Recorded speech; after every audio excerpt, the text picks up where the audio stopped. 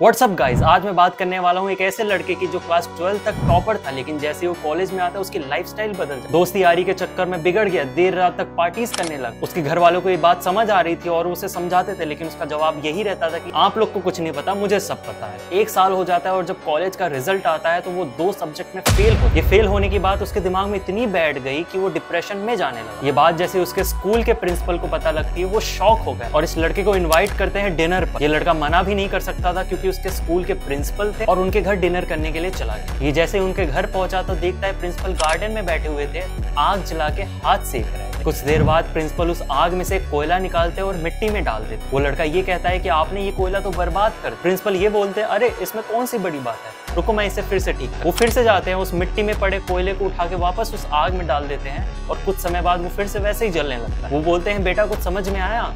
वो लड़का बोलता है, नहीं सर, वो जो कोयला था वो तुम थे। तुम जैसे ही गलत संगति में आए, अपनी लाइफस्टाइल चेंज किया, तुम बुझ गए। लेकिन तुम अगर वापस उसी डिसिप्लिन में चले जाते, दोस्ती यारी छोड़ देते हो, अच्छे दोस्त बनाते हो, तो तुम पहले की तरह वैसे ही जलने लग जाओ। ये बात उस लड़के को समझ आ जाती है और उसकी जिंदगी बदलती है। कहानी हमें ये सिखाती है, लोगों को सिर्फ एक इंसिडेंट की वजह से लगता है कि उनकी जिंदगी पूरी बर्बाद हो सकता है आप किसी पॉइंट पर फेल हो गए हो, लेकिन एक बात याद रखना कि लाइफ हमेशा चलती रहती है। अगर आज तुम फेल हुए तो कल सक्सेसफुल भी हो।